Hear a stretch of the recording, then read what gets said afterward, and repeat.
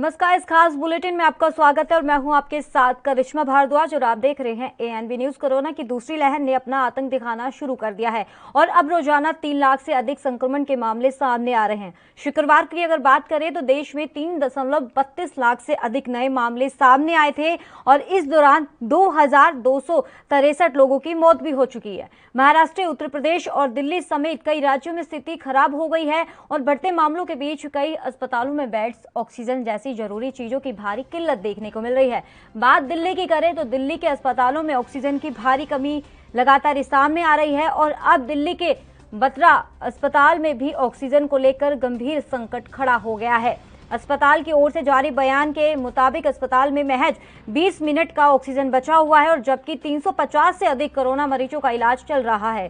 कृपया इसे सबसे जरूरी और प्राथमिकता के आधार पर माने और यह संकट बरकरार है। भोपाल में रेमडेसिविर इंजेक्शन की कालाबाजारी के आरोप में निजी अस्पताल के कर्मचारी को गिरफ्तार किया गया है और आपको बता दें तो वहीं अधिकारियों के मुताबिक लखनऊ में लाए गए ऑक्सीजन टैंकर अलग से लोगों को अस्पतालों के लिए राहत देगा क्योंकि यह अलग से रखे जाएंगे और इन्हें अलग से ऑक्सीजन फिलिंग सेंटर में भेजे जा रहे हैं। हालांकि लखनऊ के अस्पतालों को ऑक्सीजन की दिक्कत नहीं है और सभी अस्पतालों को ऑक्सीजन दी जा रही है और इस बीच केंद्रीय मंत्री पीयूष गोयल ने भी ऑक्सीजन एक्सप्रेसवे को लेकर ट्वीट किया है। सरकार द्वारा देश भर में ऑक्सीजन आपूर्ति का कार्य निरंतर जारी है।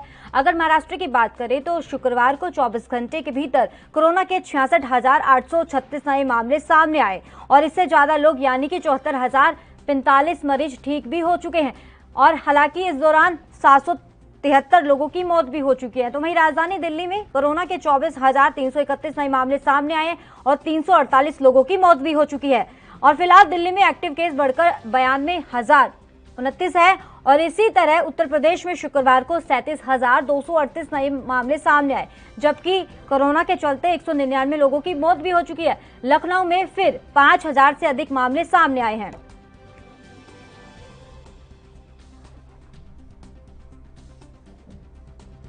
विशाखापट्टनम से जो ऑक्सीजन एक्सप्रेस निकली थी 7 टैंकर लेके, उसमें से 3 टैंकर जो है कल रात को हमने नागपुर में अनलोड किए और आज जो गाड़ी है अभी सुबह 9 साढ़े 9 बजे के बीच में नासिक आ रही है। तो वहाँ पे जो बाकी बचे 4 टैंकर है वहाँ उतारे जाएंगे और हमारा प्रयास रहेगा कि जहाँ जहाँ ऑक्सीजन एक्सप्रेस की जरूरत है वहाँ चला के ऑक्सीजन का सप्लाई हम लोग इंश्योर करें। सर, एक आरोप ये लगाया जा रहा है कि छोटा रास्ता उपलब्ध था, मतलब कंपैरेटिवली छोटा रास्ता उपलब्ध था, लेकिन फिर भी लंबे रास्ते से गाड़ी लेके जाएगी जिसमें ग्रीन कॉरिडोर बनाने में जो समय की बचत हुई थी उसका नुकसान हुआ और लंबा रास्ता लेने के नाते ऑक्सीजन महाराष्ट्र को मिलने में देरी हुई।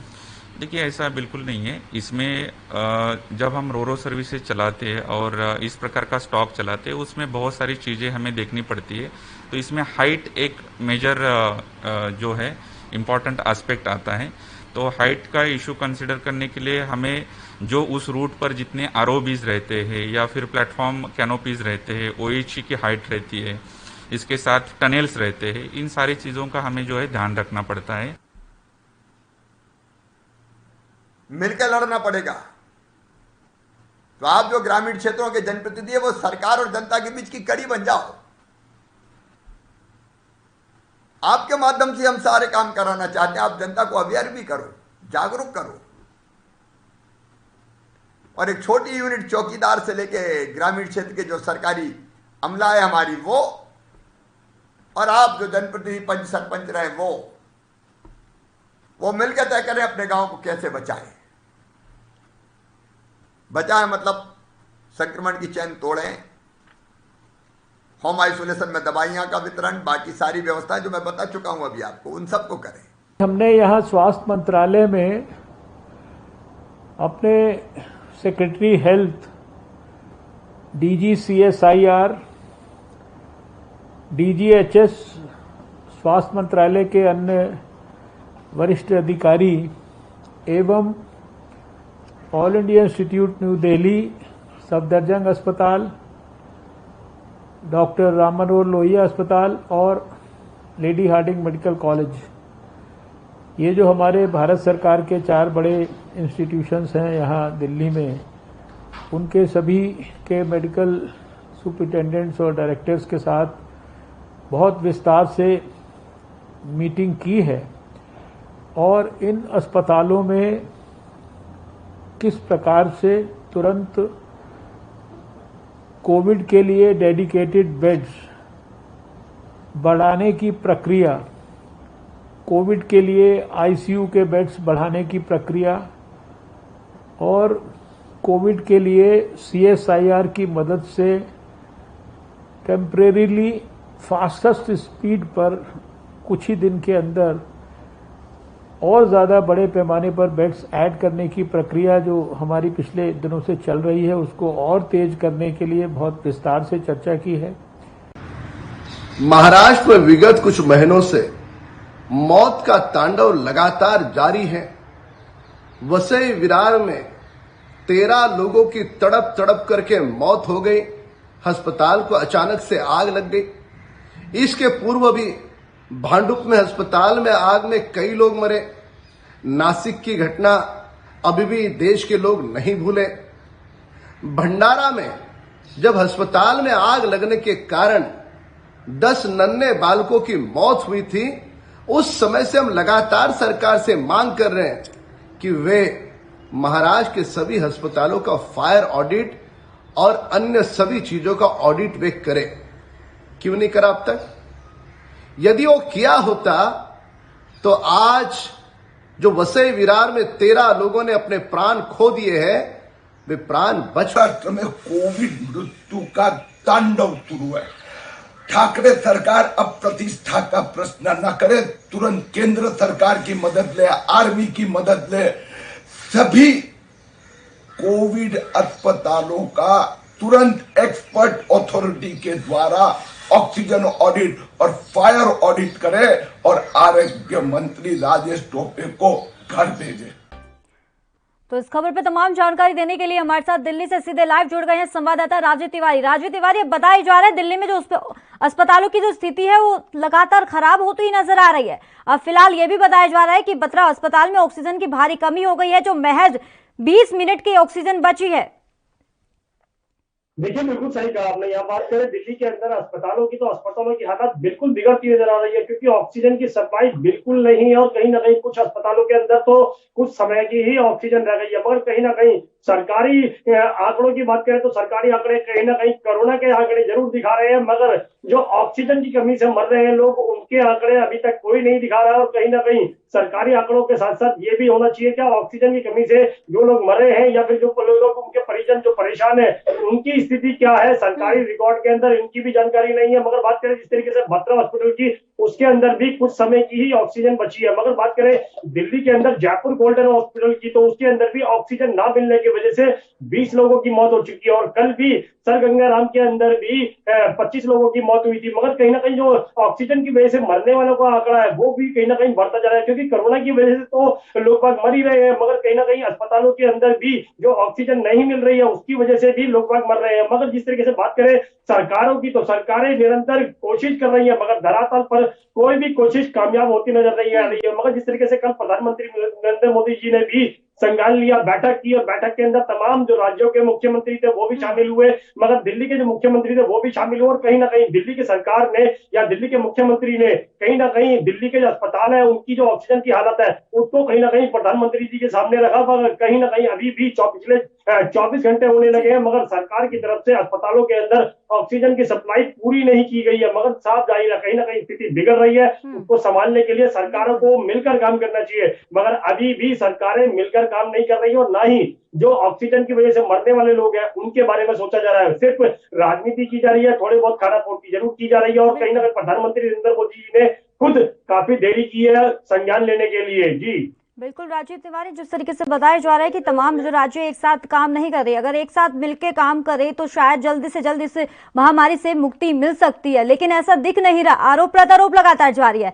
बात अगर अस्पतालों की करें, जो ऐसे बड़े बड़े अस्पतालों में जो इतनी दयनीय स्थिति हो चुकी है, खराब श्रेणी में जा चुकी है, जो क्योंकि व्यवस्थाएं पूरी तरीके से खराब हो चुकी है, तो छोटे अस्पतालों की क्या उम्मीदें करें, क्योंकि वहां पर भी जिस तरीके से बड़े बड़े अस्पतालों में जब ऑक्सीजन नहीं है, वैक्सीन की कमी हो चुकी है, और दवा की अगर बात करें तो दवा में भी काफी कमी बताई जा रही है, तो छोटे अस्पतालों से क्या उम्मीद की जा सकती है राजीव तिवारी?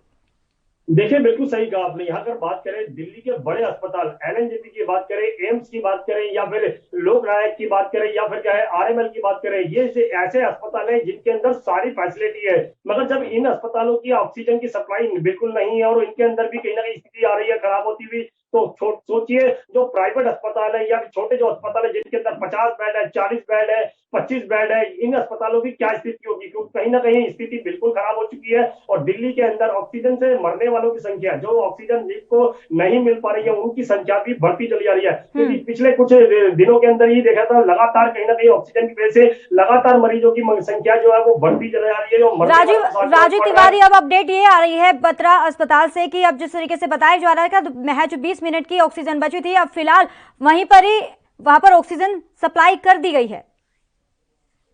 जिस तरीके से बत्रा हॉस्पिटल की बात करें तो बिल्कुल बत्रा हॉस्पिटल ने कल शाम को ही सरकार को, दिल्ली सरकार को बोला था कि उनके पास ऑक्सीजन खत्म होने वाली है, मगर जैसे जैसे सुबह होती गई और कहीं ना कहीं यह आंकड़ा आता गया कि 20 मिनट की या 25 मिनट की ऑक्सीजन रह गई है। मगर जिस तरीके से केंद्र सरकार से या दिल्ली सरकार से अपील की जा रही थी, वो भी कहीं ना कहीं अब जाके पूरी हुई है, क्योंकि लगभग कितने घंटे का समय हो चुका है अपील करे हुए, और कहीं ना कहीं अस्पतालें बार बार दिल्ली सरकार से अपील कर रही है कि उनके पास ऑक्सीजन की कमी हो रही है और ऑक्सीजन की सप्लाई पूरी की जाए। मगर वही चीज दिल्ली सरकार भी केंद्र सरकार से गुहार लगा रही है और केंद्र सरकार बार बार उसको पहुंचाने की कोशिश कर रही है, मगर कहीं ना कहीं तालमेल का अभाव जरूर है। क्योंकि दिल्ली सरकार और केंद्र सरकार के बीच में अगर तालमेल होता तो कहीं ना कहीं स्थिति को संभालने के लिए और बड़े कदम उठाए जा सकते थे, मगर अब कहीं ना कहीं स्थिति बिल्कुल भी बिगड़ती नजर आ रही है। क्योंकि सर गंगाराम के अंदर भी इसी तरीके की स्थिति थी और उसके अंदर भी ऑक्सीजन खत्म होने वाली थी और ऑक्सीजन की वजह से 25 लोगों की मौत भी हुई, मगर उसके बाद ही ऑक्सीजन का सिलेंडर यानी कि टैंकर पहुंचा और उसके बाद में स्थिति को संभाला गया। मगर अब वही स्थिति बत्रा अस्पताल की है, 20 मिनट की ऑक्सीजन रह गई थी और उसके बाद ही सरकार की तरफ से ऑक्सीजन दी गई। मगर ये स्थिति पहले से पहले ही कवर करी जाए, जैसे ही अस्पताल बताते हैं कि सरकारों को हमारे पास ऑक्सीजन कमी हो रही है, तो उसी वक्त ही या कुछ देरी के अंदर ही ऑक्सीजन सिलेंडर पहुंचाने चाहिए या फिर टैंकर पहुंचाने चाहिए, मगर कहीं ना कहीं काफी देरी हो जाती है। उसके बाद ही अस्पतालों के अंदर ऑक्सीजन सिलेंडर पहुंचाए जाते हैं या फिर अस्पतालों में एक तरफ से तो ऑक्सीजन की भारी कमी दिखाई दे रही है, लेकिन दूसरी तरफ ऑक्सीजन की काले बाजारी हो रही है तमाम जगह पर।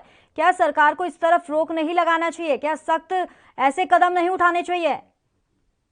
देखिए बिल्कुल सही कहा आपने। यहाँ पर एक चीज जरूर है कि जिस तरीके से ऑक्सीजन की सप्लाई को लेकर या फिर कहें कालाबाजारी जो की जा रही है, क्योंकि मुनाफाखोर है वो किसी भी सूरत में अपना मुनाफा कमाना चाहते हैं, चाहे उसके उनके लिए कोई मरीज मरे या फिर जिंदा रहे, मगर सिर्फ उनको प्रॉफिट चाहिए, मुनाफा चाहिए। मगर सरकार की तरफ से बात करें तो दिल्ली सरकार की तरफ से कड़े कदम होने चाहिए थे, कड़ी कार्रवाई होनी चाहिए थी, मगर अभी तक कोई कार्रवाई होती नजर नहीं आ रही है और मुनाफाखोर अपने मुनाफे के चक्कर में लगे हुए हैं। अस्पतालों के अंदर मरीज किस तरीके से तड़प रहे हैं उनसे कोई लेना देना नहीं है, मगर सरकारों की तरफ से कहीं ना कहीं सख्ती होनी चाहिए थी, सख्ती भी देखने को नहीं मिल रही है। मगर दिल्ली सरकार केंद्र सरकार से गुहार लगा रही है और केंद्र सरकार उसको धीरे धीरे पूरा कर रही है, मगर उस धीरे धीरे के चक्कर में कहीं ना कहीं मरीजों को अपना खामियाजा भुगतना पड़ रहा है और कहीं ना कहीं जो उनके परिजन है वो रोते बिलखते रह जाते हैं और कहीं ना कहीं उनकी परेशानी को समझने के लिए ना तो राज्य सरकारें सामने आ रही है, ना ही केंद्र सरकार सामने आ रही है। जी चलिए राजीव, और उस तमाम खबरों के लिए बहुत बहुत शुक्रिया।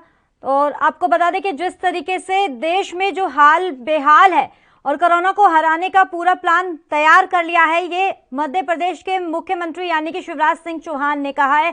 लखनऊ में अब ये भी बताया जा रहा है कि जहां पर ऑक्सीजन की भारी कमी थी और वहां पर अब वो कमी पूरी कर ली गई है। ऑक्सीजन की कालेबाजारी की जा रही है, तमाम राज्यों से खबर सामने आ रही है। और आपको बता दें बत्रा अस्पताल में अब ऑक्सीजन सप्लाई हो चुकी है।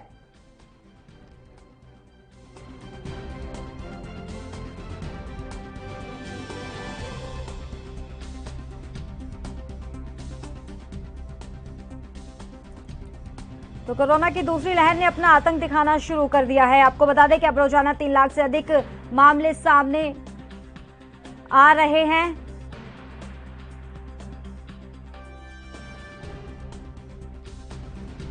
तो शुक्रवार को देश में 3.32 लाख से अधिक नए कोरोना के केस सामने आए थे और इसी दौरान 2263 लोगों की मौत भी हो चुकी है। आपको बता दें कि कहीं ना कहीं ये आंकड़े बेहद डराने वाले हैं, क्योंकि एक तरफ पॉजिटिव केसेस सामने आ रहे हैं और बात मौतों के आंकड़ों की करें तो उसमें भी लगातार इजाफा होता हुआ नजर आ रहा है। अस्पतालों में ऑक्सीजन की भारी कमी आ चुकी है, दवाइयों की भारी कमी है और दूसरी तरफ वैक्सीनेशन की एक प्रक्रिया भी लगातार जारी है। तो एएनबी न्यूज भी तमाम दर्शकों से यही अपील करता है कि वैक्सीन ज्यादा से ज्यादा लगवाए, क्योंकि वैक्सीन ही एकमात्र सहारा है इससे बचने के लिए, और सोशल डिस्टेंसिंग का पालन भी हमें करना है। मास्क लगाना है, सैनिटाइज हाथों को करते रहना है लगातार, और जब काम अधिक हो या लगता हो कि हमें बाहर अब जाना चाहिए तभी आप बाहर जाइए, लेकिन अगर बाहर भी जा रहे हैं तो ये समझिए कि बाहर कोरोना है और हमें घर पे नहीं लाना है, क्योंकि खुद अगर आप स्वस्थ रहेंगे तो आपके आसपास के लोग स्वस्थ रहेंगे, आपके घर परिवार के लोग भी स्वस्थ रहेंगे।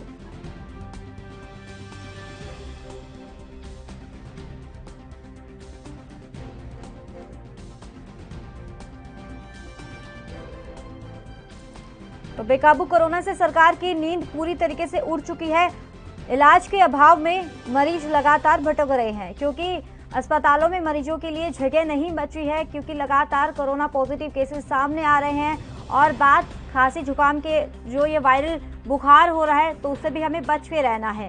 तो और ANP न्यूज़ भी यही अपील करता है कि सोशल डिस्टेंसिंग अगर बना के रखेंगे, कोरोना गाइडलाइंस का पालन करते रहेंगे तो हम इस बीमारी से जल्द निजात मिल पाएंगे, क्योंकि 2020 में जिस तरह की स्थिति देखने को मिल रही थी वही स्थिति अब वापस हमारे स्थान में लौट कर आ गई है, और ये आप पे डिपेंड है हमें क्या करना है।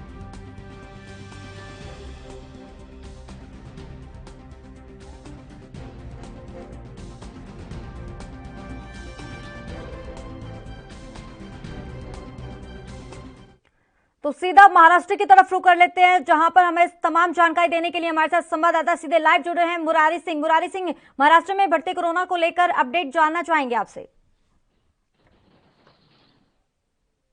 सही कहना है, मुंबई सहित महाराष्ट्र में कोरोना का तांडव जारी है। अगर देश की आर्थिक राजधानी मुंबई की बात करें तो 24 घंटे में संक्रमण से मौत हुई है, जबकि 7,700 से ज्यादा कोरोना संक्रमण मरीज पाए गए हैं। लगातार स्थिति जहां खराब हो रही है, वहीं बड़े पैमाने पर अब बेड और ऑक्सीजन की कमी भी देखी जा रही है। मुंबई के कई ऐसे अस्पताल हैं जो पूरी तरह से फुल हो चुके हैं। लॉबी से लेकर के बेसमेंट तक जो है कि पेशेंट जो है कि वहां रखे जा रहे हैं, और प्रतिदिन यहाँ मरने वालों का आंकड़ा या कोरोना संक्रमण मरीजों की संख्या में इजाफा हो रहा है, जो महाराष्ट्र सरकार के लिए काफी मुश्किल और चिंता का विषय बनता जा रहा है। जी करिश्मा। मुरारी सिंह, अगर वैक्सीनेशन को लेकर बात की जाए तो वैक्सीनेशन की प्रक्रिया वहां पर कैसे चल रही है, क्योंकि जिस तरीके से वहां पर आरोप प्रत्यारोप लगातार जारी थे, केंद्र सरकार पर आरोप लगाए जा रहे थे वैक्सीन को लेकर।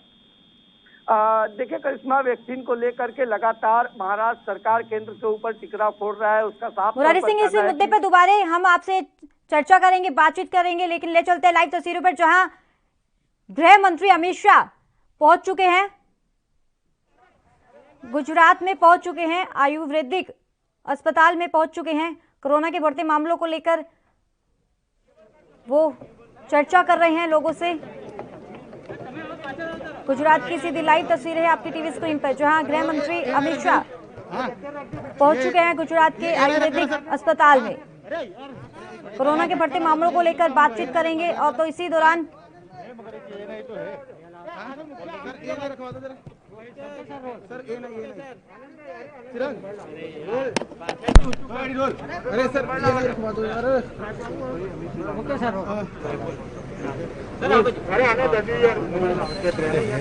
यार एक माइक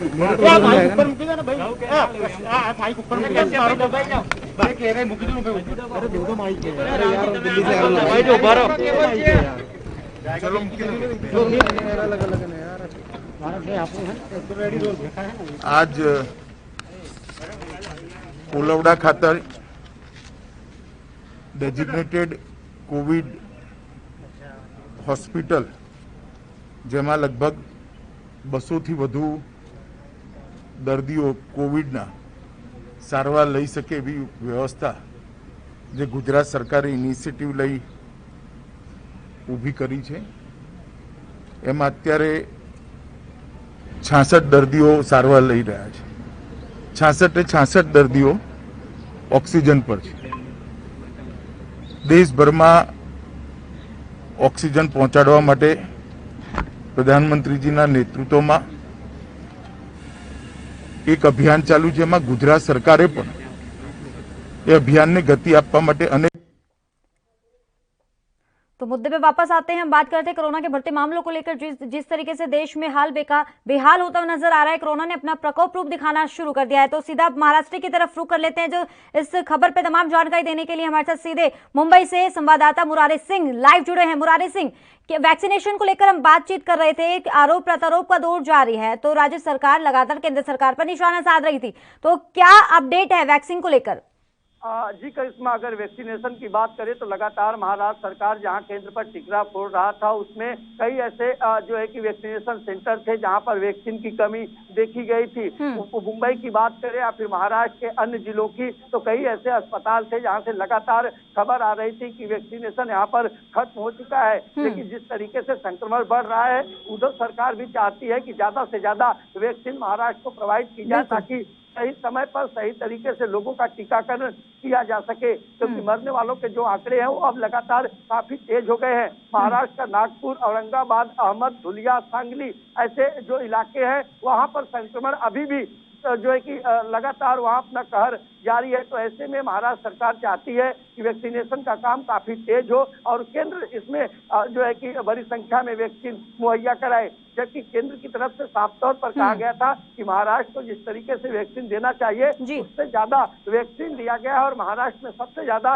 वैक्सीन खराब भी हुई है। तो ऐसे आरोप प्रत्यारोप के बीच कई वैक्सीनेशन सेंटर है जहां पर टीकाकरण काफी तेज है और कई जगह पर बंद है। जी करिश्मा। जी चलिए, बहुत बहुत शुक्रिया मुरारी सिंह तमाम जानकारी देने के लिए। आपको बता दें कि जिस तरीके से हमारे साथ महाराष्ट्र से संवाददाता मुरारी सिंह जुड़े थे, उन्होंने बताया कि किस तरीके से वैक्सीनेशन की प्रक्रिया जारी है। लेकिन साफ तौर पर महाराष्ट्र सरकार की बात करें तो केंद्र सरकार से मांग की है कि हमें वैक्सीन ज्यादा से ज्यादा सप्लाई की जाए, क्योंकि यहाँ की जनसंख्या वो काफी अधिक है, तो उसके अकॉर्डिंग हमारे पास वैक्सीन की भारी कमी है।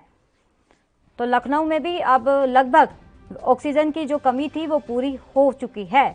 ऑक्सीजन में कालाबाजारी की जा रही है, तमाम राज्यों से ऐसी खबरें सामने आ रही है। तो कहीं ना कहीं ऐसे कालाबाजारी जो हो रही है ऑक्सीजन को लेकर, तो सरकार इसको लेकर रोक लगानी चाहिए, सख्त कदम उठाने चाहिए।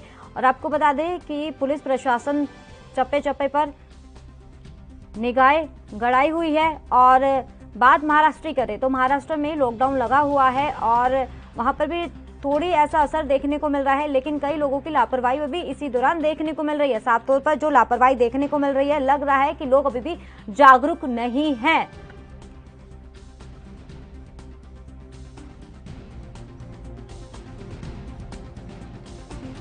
तो कोरोना की दूसरी लहर ने अपना आतंक दिखाना शुरू कर दिया है और अब रोजाना 3 लाख से अधिक नए मामले सामने आ रहे हैं, जो बेहद ही डराने वाले हैं। मौतों के आंकड़ों की बात करें तो मौतों के आंकड़ों में भी लगातार इजाफा होता हुआ नजर आ रहा है।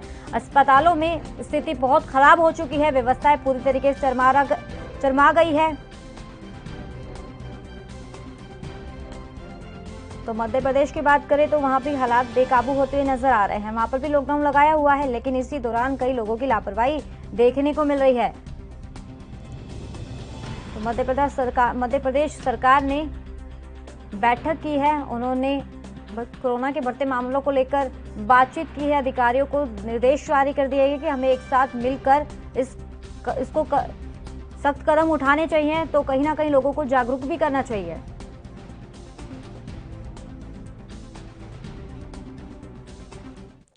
तो सीधा मध्य प्रदेश की तरफ रुख कर लेते हैं, जहां पर हमारे साथ संवाददाता गणेश तिवारी जुड़ गए हैं। गणेश तिवारी, मध्य प्रदेश में हालात कैसे हैं फिलहाल? देखिए करिश्मा, सबसे पहले अगर मध्य प्रदेश के आंकड़ों की बात करें तो मध्य प्रदेश में जो आंकड़े हैं, जो मध्य प्रदेश में कोरोना पॉजिटिव आंकड़े आए हैं वो 13,590 आंकड़े जो है कोरोना पॉजिटिव आए हैं। लेकिन वहीं अगर स्वस्थ होने वाले लोगों की बात करें, जो लोग स्वस्थ होकर अपने घरों को गए हैं, तो 10,833 लोग, इन्हीं 13,000 लोगों में से 10,833 लोग स्वस्थ होकर अपने घरों को भी गए हैं। बात करें कोरोना आंकड़ों की तो इंदौर में भी लगातार आंकड़े बढ़ रहे हैं। 1782 जो है मामले कोरोना के इंदौर में सामने आए, तो वहीं 1753 भोपाल में आए। साथ ही जो मृत्यु है वो करीब 74 लोगों की भी मध्य प्रदेश में कोरोना की वजह से मृत्यु भी हो चुकी है। तो लगातार हालांकि आंकड़े जो है वो किसी तरह से कम नहीं हो रहे हैं, आंकड़े लगातार बढ़ रहे हैं, लेकिन सबसे बड़ी चीज ये है कि जो उन आंकड़े जैसे जिस कदर आंकड़े बढ़ रहे हैं उसी तरह स्वस्थ होने वाले आंकड़े भी लगातार बढ़ रहे हैं। हालांकि जो पॉजिटिव रेट है वो 27 पहुंच चुका है। मध्य प्रदेश की बात करें तो पॉजिटिव रेट जो है 27 पहुंच चुका है, लेकिन जो है स्वस्थ होकर घर जाने वालों का भी दिन प्रतिदिन जो है उसमें सुधार नजर आ रहा है। और उन आंकड़ों में भी तेजी से बढ़ोतरी हो रही है। हालांकि कोरोना अभी किसी तरह से मध्य प्रदेश की बात करें, चाहे वो इंदौर हो, भोपाल हो या तमाम जितने भी जिले हैं, हर जगह दूर दराज चाहे वो गांव हो, गांव तक भी कोरोना पहुंच चुका है और मृत्यु भी लगातार लोगों की बढ़ रही है। और सबसे बड़ी अहम है जो मृत्यु अब बढ़ रही है वो ऑक्सीजन की किल्लत से कहीं ना कहीं ज्यादातर मृत्युएं हो रही है। जैसे कि मध्य प्रदेश की बात करें, कई जिलों में इसके पहले भी चाहे वो उज्जैन रहा हो या शहडोल रहा हो, वहां पर भी मृत्यु ऑक्सीजन की कमी की वजह से हो चुकी है। और अभी 5 लोगों की मध्य प्रदेश के जबलपुर में भी ऑक्सीजन की कमी की वजह से मौतें, लोगों ने अपनी जान गंवा दी है। जो परिजनों का साफ तौर पर आरोप था वो ऑक्सीजन की कमी को लेकर ही था। तो हालांकि मध्य प्रदेश सरकार लगातार जो है लोगों से अपील भी कर रही है, तमाम व्यवस्थाओं को मुहैया कराने की अपील कर रही है और जल्द से जल्द उन मुहैया को लोगों तक पहुंचाने की बात भी कर रही है। लेकिन कहीं ना कहीं अभी थोड़ी सी सरकार से चूक है। उन कमियों को, जो कमियां लोग फेस कर रहे हैं, चाहे वो बेड को लेकर हो, चाहे वो ऑक्सीजन को लेकर हो, चाहे इंजेक्शन को लेकर हो, उनकी कमी अभी कहीं ना कहीं महसूस हो रही है। और उन्हीं कमियों की वजह से अभी जो ज्यादातर मौतें हो रही हैं, तो वो मौतें जो है उन्हीं कमियों की वजह से सामने आ रही हैं। जी करिश्मा। चलिए, बहुत बहुत शुक्रिया गणेश तिवारी तमाम जानकारी देने के लिए। तो कहीं ना कहीं हमें अभी पूरी तरीके से जागरूक होने की बेहद जरूरत है, क्योंकि जिस तरीके से कोरोना ने अपना प्रकोप रूप दिखाना शुरू कर दिया है, तो लापरवाही भी इसी दौरान काफी देखने को मिल रही है। लेकिन जनता समझ से परे है, समझ नहीं रही है कि ये कोरोना महामारी जो दूसरी लहर आई है वो काफी खतरनाक साबित हो रही है। तो इस खास बुलेटिन में फिलहाल इतना ही। दीजिए इजाजत, नमस्कार।